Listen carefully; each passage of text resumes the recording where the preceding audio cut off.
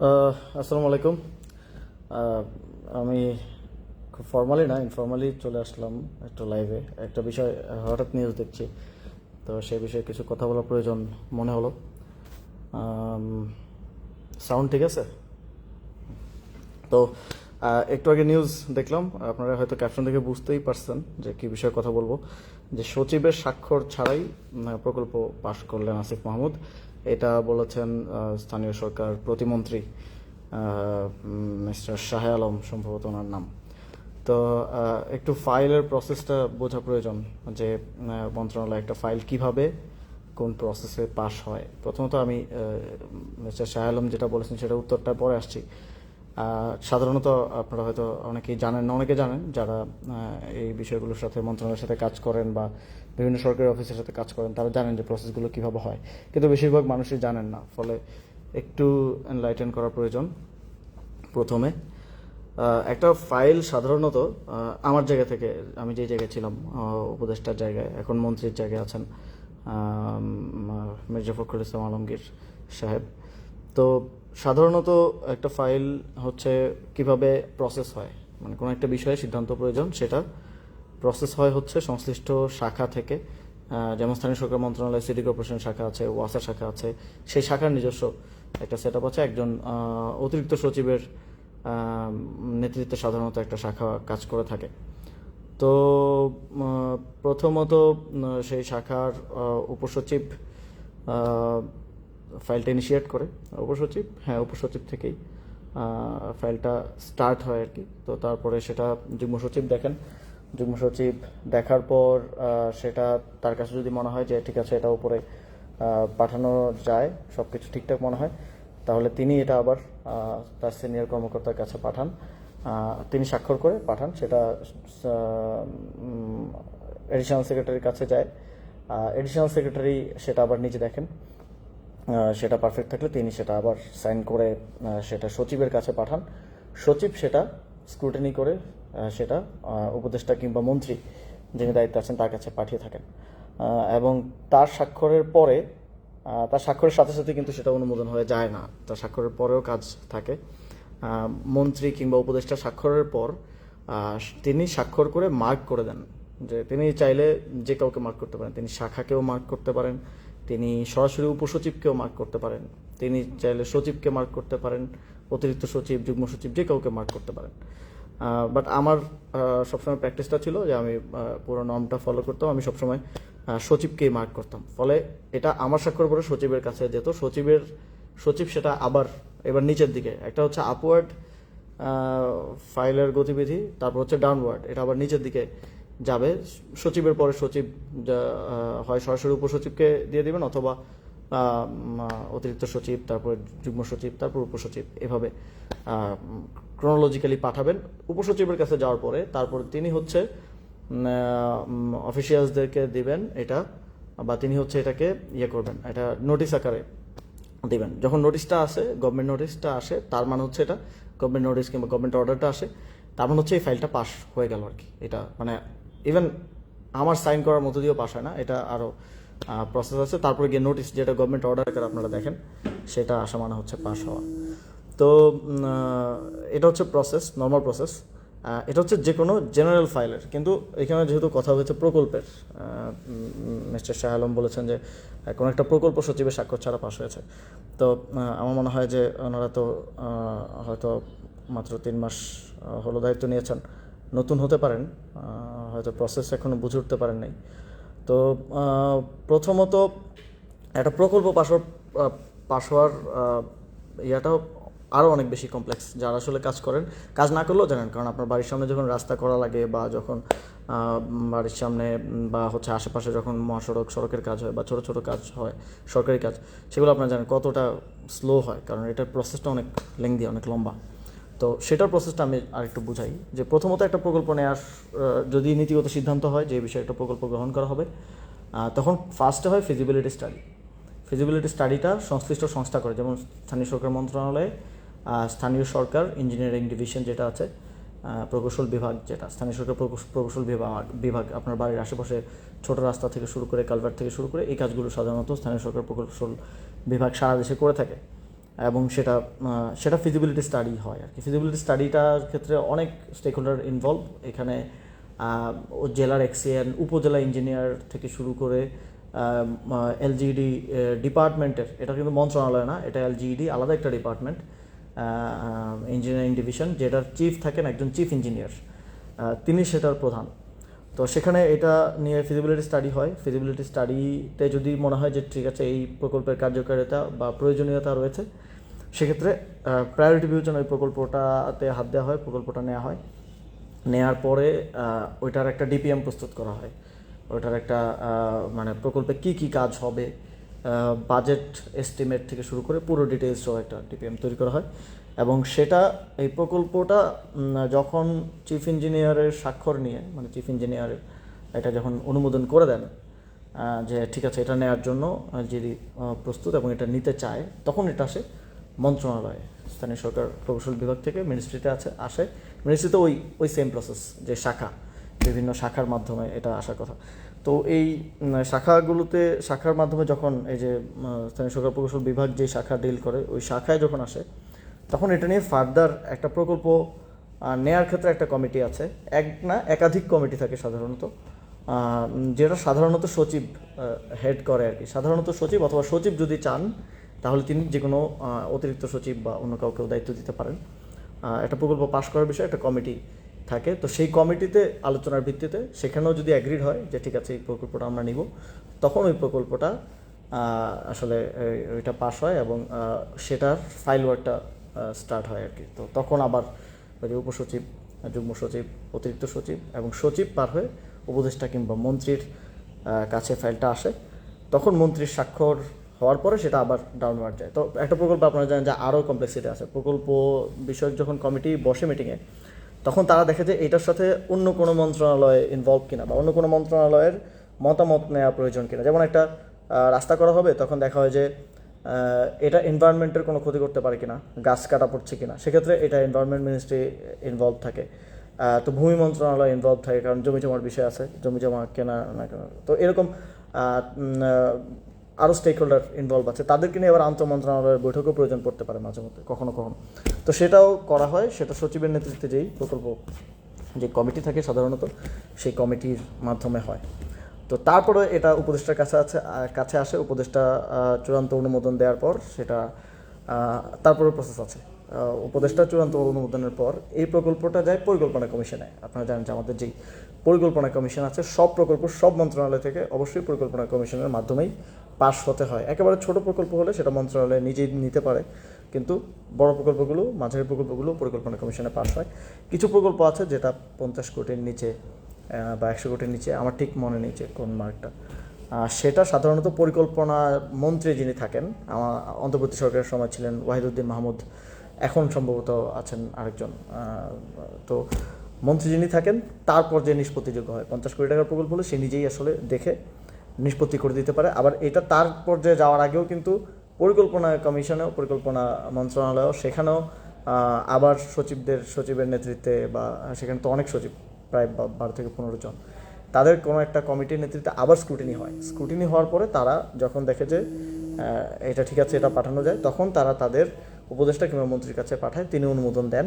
আর যদি প্রকল্প বড় প্রকল্প হয়, সেক্ষেত্রে আপনারা দেখে থাকবেন নিউজে সবসময় যে মাঝে মধ্যে মাসে 2বার এই মিটিংটা হয়, মাঝে মধ্যে 1বার হয়, মাঝে মধ্যে 2 মাসেও হয়, একনেকের যে বৈঠক হয়। দেখবেন যে এইবারের একনেকে 3,000 কোটি টাকার, 5,000 কোটি বা 20,000 কোটি টাকার প্রকল্প অনুমোদন, বা এতগুলো 27টা, 20টা বা 10টা বা 5টা প্রকল্প অনুমোদন হয়। আপনাদের আমরাও যখন দায়িত্বে ছিলাম, ডক্টর মোহাম্মদ ইউনূসের নেতৃত্বে সেই একনেক বৈঠকটা হতো। এখন প্রধানমন্ত্রী তারেক রহমানের নেতৃত্বে একনেক বৈঠকটা হয়।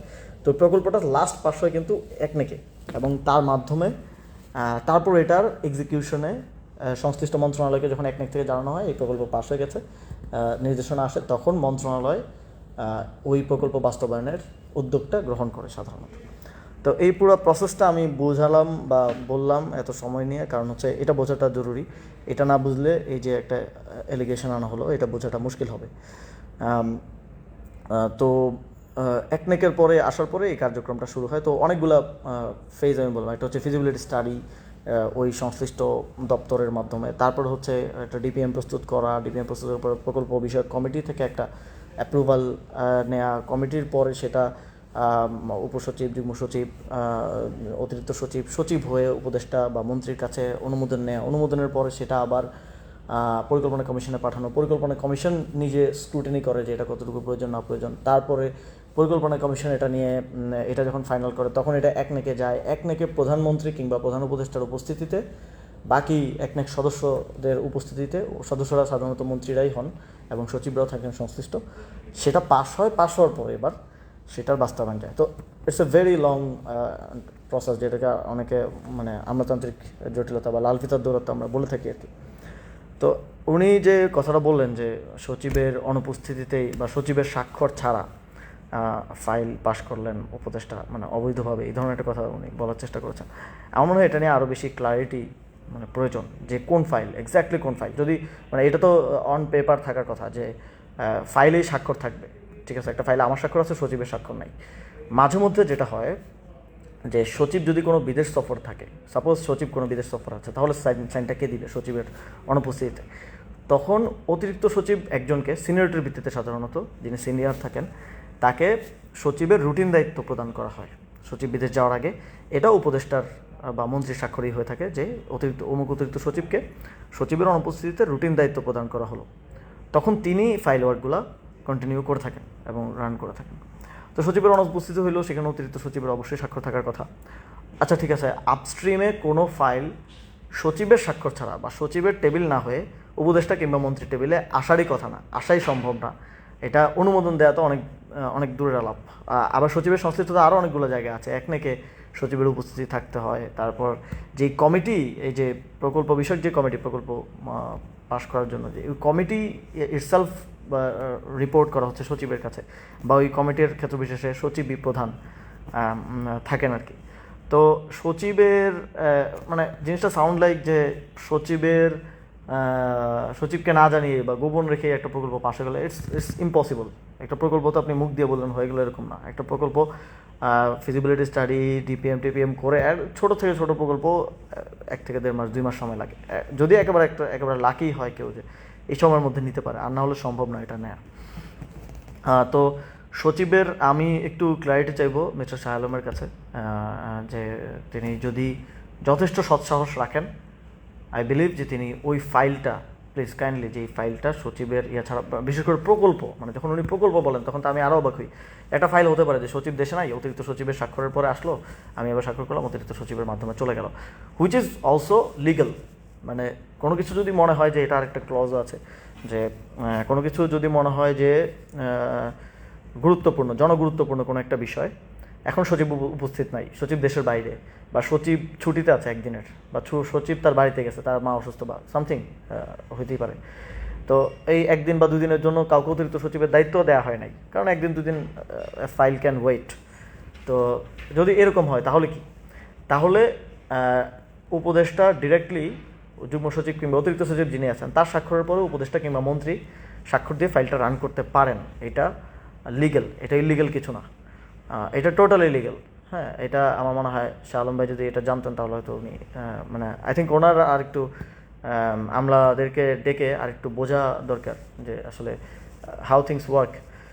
তো যদি সচিবের অগোচরেও কেউ, মানে অগোচরে বলতে তার অনুপস্থিতিতেও মন্ত্রী কিংবা উপদেষ্টা যে চূড়ান্ত দেয়, যে এই যে আমি আপনাদেরকে পুরোটা একটা স্ট্রিম বললাম যে উপসচিব, যুগ্ম সচিব, অতিরিক্ত সচিব, সচিব, মন্ত্রী, এর মধ্যে সাপোজ যে কেউ নাই, সে সাপোজ যুগ্ম সচিব নাই, তাহলে উপসচিব থেকে ডিরেক্ট অতিরিক্ত সচিবের কাছে আসতে কোনো বাধা নাই। সাপোজ সচিব নাই, তাহলে জনগুরুত্বপূর্ণ ইস্যু আজকের মধ্যে সলভ করতে হবে, অফিস আওয়ারের মধ্যে সাইন দিতে হবে, সচিব ইজ নট অ্যাভেলেবেল, তাহলে অতিরিক্ত সচিবেরটাও মন্ত্রী নিজে, কারণ এখানে ফাইনাল অথরিটি হচ্ছে মন্ত্রী, ফাইনাল চূড়ান্ত জিনিসটা বাকি হচ্ছে পার্ট অফ দ্য প্রসেস মন্ত্রী বা উপদেষ্টা। তো তিনি কিন্তু দিতে পারেন, এটা লিগেল, এটা ইলিগেল না, এটা অবৈধ না। তো সেরকম যদি হয়েও থাকে তাহলে সেটা দেখতে হবে। কিন্তু এটা জিনিসটা সাউন্ড লাইক এমনভাবে সাউন্ড করছে ওনার বক্তব্যটা বা শিরোনামগুলা, যে সচিবকে গোপনে রেখে বা অগোচরে রেখে। তো আমি আবার এই নিউজটা দেখার পর আমি যোগাযোগ করলাম যিনি সচিব ছিলেন আমি যখন দায়িত্বে থাকাকালীন, তিনি এখন ওএসডি অবস্থায় আছেন, তাও ওএসডি হয়েছেন আমি যতটুকু জানতে পেরেছি যে এই প্রতিমন্ত্রী এবং মন্ত্রীর মারামারিতে, যে কার অর্ডার শুনবে। আমি আপনারা হয়তো শুনবেন আমার অনেক বক্তব্য আমি বলি যে এখন অ্যাডমিনিস্ট্রেশন বুঝতেছে না যে কার অর্ডার শুনবে। তো এই দুইজনের মারামারিতে দুইজনের অন্তর্কোন্দলের কারণে বেচারা সচিবকে ওএসডি করা হয়েছে। যাই হোক, উনি বিএনপিপন্থী লোকই ছিলেন আমার জানা মতে। তো তার সাথে আমি কথা বললাম যে আসলে এরকম কোনো ফাইল কিছু হওয়ার কি সুযোগ আছে কিনা। তো তিনি বললেন এরকম কোনো ফাইল কিছু হওয়ার সুযোগ নেই, যদিও এটা লিগ্যাল, এটা করা যাবে, কিন্তু এরকম কোনো কিছু আমাদের সময় আমাদের হয় নাই। আমরা এটাকে ওয়েট করাইছি, প্রয়োজন আমরা একটু সময় নিছি, অথবা মাঝে মধ্যে এটাকে এখানে কিছু লুপ হোল থাকে। লুপ হোল লাইক যে আপনি সাইন দিয়ে দিলেন, পরে এটাকে কারেক্ট করার জন্য সচিব পরের দিন ব্যাক করলো, কিন্তু সে ব্যাক ডেটে সাইন করলো। সাপোজ আজকে সচিব নাই, বাট সচিবকে আমরা অন লুপ রাখতে চাই, তাহলে কি করা যায়? এটা আমি সাইন করে দিলাম, সচিব পরের দিন ব্যাক ডেটে সাইন দিল। তো এই প্র্যাকটিসটা লিগেল কি লিগেল আমি শিওর না, কিন্তু এই প্র্যাকটিসটা আছে। এটা অ্যাডমিনিস্ট্রেশনের মধ্যে বিভিন্ন পর্যায়ে এই প্র্যাকটিসটা আছে। অনেক সময় আমি নিজেও দেখেছি যে মাঝখানে কোনো একটা পরত নাই, ইভেন প্রধান উপদেষ্টা বা প্রধানমন্ত্রী তার দ্রুত ডিসিশন প্রয়োজন, তাহলে এটা। এবং অনেক ক্ষেত্রে হয় কি, স্বাক্ষর ছাড়াই সবার সম্মতি নিয়ে, সবার কনসার্ন নিয়ে, যে সবার কনসার্ন আছে, মোবাইল ফোনে তো অ্যাক্সেস যোগাযোগ করাই যায়, সম্মতি নিয়ে ফাইল রান করে দেওয়া হয়, যে কাজটা হয়ে যাক, গভর্নমেন্ট অর্ডার ইস্যু করে দেওয়া হয়, স্বাক্ষরটা পরে নেওয়া হয়, পরে ব্যাকডেটে নিয়ে এটা কারেক্ট করে দেওয়া হয়। তো আমি আসলে ক্লিয়ার না। আমি আহ্বান জানাবো যে মিস্টার শাহ আলম, আপনি প্লিজ দয়া করে এক্স্যাক্ট কোন ফাইল এটা ক্লিয়ার করেন। এটা ধোঁয়াশা রাখার বা এটা রাখার কিছু নাই। I am willing to answer. If you have any doubt about any files, you can call me. I'm available. I will go to your office, স্থানীয় সরকার মন্ত্রণালয়, and if you want এটা পাবলিকও করা যায়, if you want মিডিয়ার সাথে রেখে, ঠিক আছে, I'm okay. এটা আমার মনে হয় যে এটা মন্ত্রণালয়ের উচিত হবে, যেটা একজন প্রতিমন্ত্রী এই কথাটা বলেছে, তার কথার ভারিক্কি আছে, আই বিলিভ তিনি সেটা বোঝেন। তো তিনি এটা ক্লিয়ার করবেন যে কোন ফাইলে হয়েছে, এবং তিনি সেই ফাইলটা শেয়ার করতে পারেন publicly. And I am challenging যে আপনি শেয়ার করেন যে কোন ফাইলে ইলিগালি সচিবকে অগোচরে রেখে উপদেষ্টা স্বাক্ষর করেছে।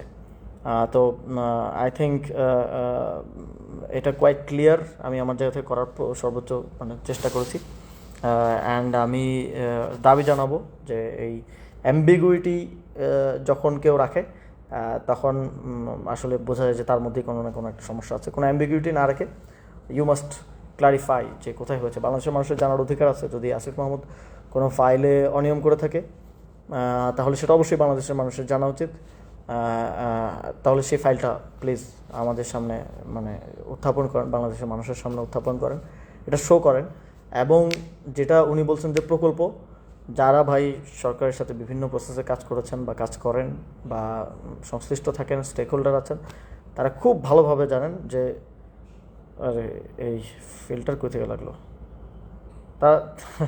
আচ্ছা, তারা খুব ভালোভাবে জানেন যে এটা একেবারেই ইম্পসিবল। কোনো প্রকল্প পাশ করাই সম্ভব না সচিবের অগোচরে রেখে। কারণ সচিবের একটা প্রকল্পের সাথে তার এঙ্গেজমেন্ট অনেক বেশি উপদেষ্টা কিংবা মন্ত্রীর থেকে, অনেক বেশি। তার প্রতিটা পরতে এটার সাথে কানেক্টেড থাকা লাগে। একেবারে মন্ত্রীর কাছে আসা থেকে পরবর্তীতে পাশ এবং বাস্তবায়নের দায়িত্বটাও তার থাকে। ওভারলুক করা কোনো কিছু যদি ইভেন মন্ত্রী, প্রতিমন্ত্রী বা উপদেষ্টার চক্ষুগোচর নাও হয়, স্বাভাবিক, মন্ত্রী তো সাধারণত পলিটিক্যাল পার্সনরা হয়, তাদের পলিটিক্যাল কাছ থেকে বিভিন্ন কিছু, বাট সচিবের সব কিছু অবগত থাকা লাগে, সব কিছু তার কনসার্নে থাকা প্রয়োজন। তো আমাদের ইভেন ছোট থেকে ছোট ফাইল, এটা অন্যান্য মন্ত্রণালয়ের প্র্যাকটিস আছে যে দ্রুততার স্বার্থে কী করে, যে আমার কাছে আসলে চূড়ান্ত অনুমোদন আমি দিলাম, দিয়ে এটা পাঠিয়ে দেওয়া হয় উপসচিবের কাছে ডিরেক্টলি। কারণ এটা 3-4টা টেবিল ঘুরতে গেলে এটা লাল ফিতার দৌড়াতো তৈরি করে, এটা সময় নেয়। কিন্তু আমি প্র্যাকটিসটা করতাম ফার্দার ক্লিয়ারেন্সের জন্য, যাতে কোনো ধরনের অ্যাম্বিগুইটি বা কোনো ধরনের না থাকে।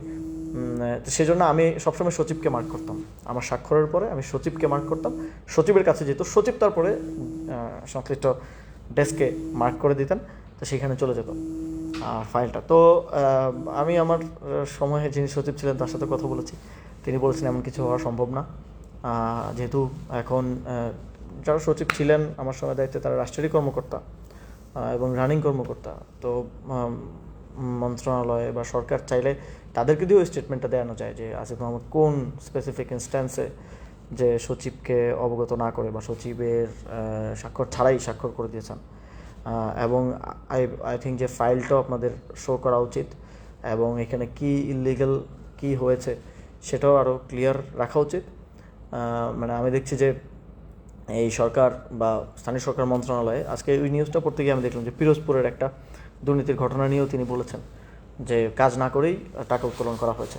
তা আপনাদের মনে থাকার কথা বা আপনারা সার্চ করলেই পাবেন, এই সংক্রান্ত একটা প্রেস ব্রিফিং আমি করেছিলাম যে পিরোজপুরের যেই ঘটনা যেই দুর্নীতিটা হয়েছিল সেটা আমরা মন্ত্রণালয়ের পক্ষ থেকে একটা তদন্ত কমিটির মাধ্যমে তদন্ত করে বের করেছিলাম এবং টাকার পরিমাণ সহ আমরা দুদককে জানিয়েছিলাম যে আপনারা এটার বিরুদ্ধে ব্যবস্থা নেন এবং ফার্দার আপনারা ইনভেস্টিগেশন করেন। মন্ত্রণালয়ের ইনভেস্টিগেশনের পরে সেটা প্রেস ব্রিফিং করে আমরা জানিয়েছিলাম। তো একই প্রকল্পের কথা উনি একই প্রকল্পের কথাই কিন্তু বলছেন, আলাদা কিছু বলছেন না। তো ওই সরকারের পূর্ববর্তী সরকারের সময়ে কি কি অনিয়ম হয়েছে, কী কী দুর্নীতি হয়েছে, অবশ্যই মন্ত্রণালয় যদি চায় সেটা তারা স্ক্রুটিনি করতে পারে, তারা এটা তদন্ত করতে পারে। আমি আমার সময় আমি নিজেও করেছিলাম এবং আমরা যেটা বের করেছিলাম পিরোজপুরের ঘটনাটা সেটাই ওনারা এখন সেল করছেন এবং একটু পলিটিক্যাল রং দেওয়ার জন্য হয়তো আমার নামটা এখানে মানে এঙ্গেজ করেছেন, বলেছেন যে আসিফ মাহমুদ সচিবের স্বাক্ষর ছাড়া। তা আমি এটা ক্লিয়ারিটি চাই মন্ত্রণালয়ের পক্ষ থেকে। আই থিঙ্ক মন্ত্রণালয় এই বিষয়ে অ্যাকাউন্টেবল বলতে আমার যদি কোনো অপরাধ থাকে আমাকে অ্যাকাউন্টেবল করবে। তারা এটা বাংলাদেশের মানুষের কাছে খুব ক্লিয়ারলি দেখাবে যে কোন ফাইলে এই অনিয়মটা মানে হয়েছে। এটা আমি চ্যালেঞ্জ করছি মিস্টার শাহ আলমকে। তার যদি সৎসাহস থাকে, সে যদি তার যে স্টেটমেন্টে স্ট্যান্ড করে, তাহলে আগামীকালকে তো office day, I think last office day, তো আগামীকালকের মধ্যে তিনি এই ফাইলটা জনগণের সামনে স্পষ্ট করবেন এবং উত্থাপন করবেন। I am challenging him and as well also I want to challenge mister Mirza Fakhrul Islam Alamgir, যেহেতু উনি মন্ত্রণালয়ের মন্ত্রী হচ্ছে সর্বোচ্চ দায়িত্বে যিনি থাকেন।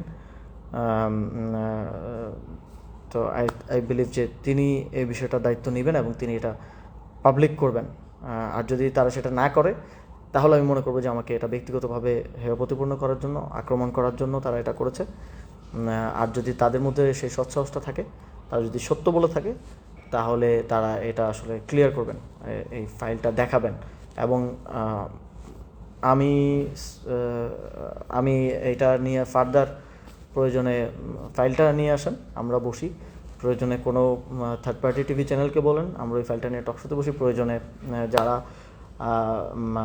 অ্যাডমিনিস্ট্রেশন ব্যুরোক্রেসি থেকে এক্সপার্ট আছেন, কোনো এক্স ব্যুরোক্রেট, এক্স সচিব বা প্রেজেন্ট বা ওই সময় যিনি সচিব ছিলেন, যাকে বলা হচ্ছে যে যাকে অগোচরে রেখে করা হচ্ছে, তাকে নিয়ে আসেন। বা কোনো এক্সপার্ট অ্যাডমিনিস্ট্রেশনের ব্যুরোক্রেসির এক্সপার্ট যারা এই ফাইল ওয়ার্কগুলো ভালো বুঝছেন তাদেরকে নিয়ে আসেন। কোথায় ইলিগাল কী হয়েছে, I am challenging and let's face it. তো থ্যাংক ইউ আমার সাথে থাকার জন্য এবং দেখার জন্য। আমি আশা করি যে সরকার এটা ক্লিয়ার করার একটা সদিচ্ছা তারা রাখবে, যদি এটা কোনো ধরনের ব্যক্তি আক্রমণ না হয়ে থাকে। Thank you. আসসালামু আলাইকুম।